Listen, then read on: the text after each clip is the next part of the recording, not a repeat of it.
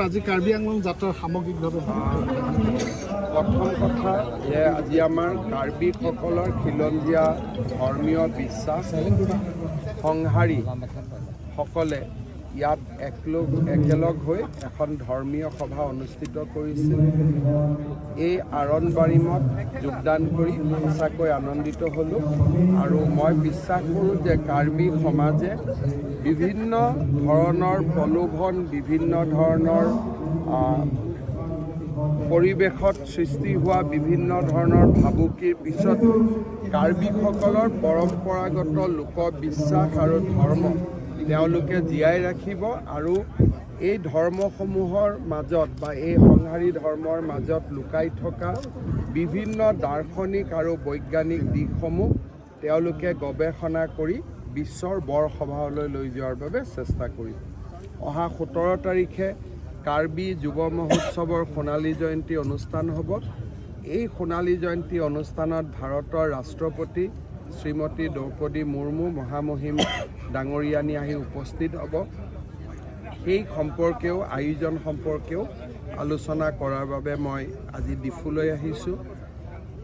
কাৰ্বি আংলং স্বায়ত্তশাসিত পৰিষদে বিভিন্ন ডেভেলপমেণ্ট কাম আজি সমাপন কৰিছে। বিশেষকৈ 3000 আসনযুক্ত যিটো অডিটৰিয়াম খুব ধুনীয়া হৈছে। এই কামবিলাকো মোৰ শুভ উদ্বোধন কৰাৰ আজি সৌভাগ্য। ছাৰ 22 তাৰিখে যি ৰাম মন্দিৰ উদ্বোধন হ'ব, আজমলে কৈছে যে 22 তাৰিখৰ ওচৰে পাজৰে মুছলমান মানুহক ট্ৰেইনত উঠিবলৈ বাধা দিছে। চাওক, মই ক'ম যে হিন্দু হওক মুছলমান হওক 22 তাৰিখৰ আগতে বেছি ঘূৰা ঘূৰি নকৰি এইকেইটা দিন 500 বছৰৰ পিছত আমি মুক্তি পাইছোঁ। গতিকে অলপ ভগৱানৰ লগত কেইটামান দিন কটালে একো বেয়া নহয়। বদৰুদ্দিন আজমলে ভয় খাইছে নেকি? মই বদৰুদ্দিন আজমলৰ কথাক মই উত্তৰ নিদিওঁ। খালি মই এতিয়াই কৈছোঁ যে 22ৰ দুদিন আগৰ পৰা দুদিন পিছলৈকে বৰ পবিত্ৰ সময়। মাঘ মাহো আৰম্ভ হ'ব। আমাৰতো ইয়াত মাঘ বিহু আছেই, তাৰপিছত ৰাম মন্দিৰ। গতিকে এইকেইটা দিন খুব পবিত্ৰ দিন। যিমানে আমি ভগৱানৰ লগত নিজক একে কৰিব পাৰোঁ সিমানে আমাৰ সকলোৰে কাৰণে মংগল। ছাৰ, NACNৰ সৈতে শান্তি চুক্তি আলোচনা হ'বলৈ গৈ আছে। আমি বৰ্ডাৰ চেয়াৰ কৰোঁ। আমাৰ অসমৰ একো সমস্যা নাই। অসমৰ শান্তি চুক্তিৰ জৰিয়তে নাগালেণ্ডৰ ডেভেলপমেণ্ট হ'ব, নাগালেণ্ডৰ বিকাশ হ'ব। কিন্তু আমাৰ ইয়াত অসমৰ তাত কোনো ইম্পেক্ট নহয়। অসমটো অসমেই আছে। এতিয়া ভোট হৈ আছে আৰু মই কি ক'ম, আপোনালোকেহে ক'ব কোন জিকিব। অলপ ইলেকশ্যন হ'লেতো অলপ সৰু সুৰা হয়, কিন্তু বেছি হোৱা নাই। মই বিশেষ কোনো খবৰ পোৱা নাই।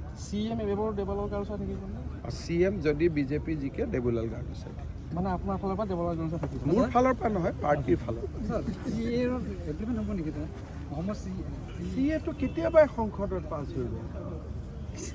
কোনোতো বাদ নাই। এইটোতো লোকসভা ৰাজ্যসভাত পাছ হৈ গ'ল আৰু কাৰ্বি আংলং 6 শিডিউল এৰিয়া ইয়াত নাহে।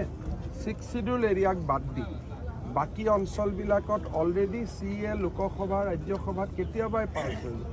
খালি আমি এতিয়া কিছুমান মানুহে কোৰ্টত গৈছে, কোৰ্টত চেলেঞ্জ কৰিছে। যদি সুপ্ৰিম কোৰ্টে বেয়া বুলি কয় বেয়া, সুপ্ৰিম কোৰ্টে ভাল বুলি ক'লে ভাল। বাকীটো আৰু CA লৈ কোনো বিতৰ্ক নাই। এইটোতো কেতিয়াবাই এপ্ৰুভ হৈ গ'ল। Thank you sir.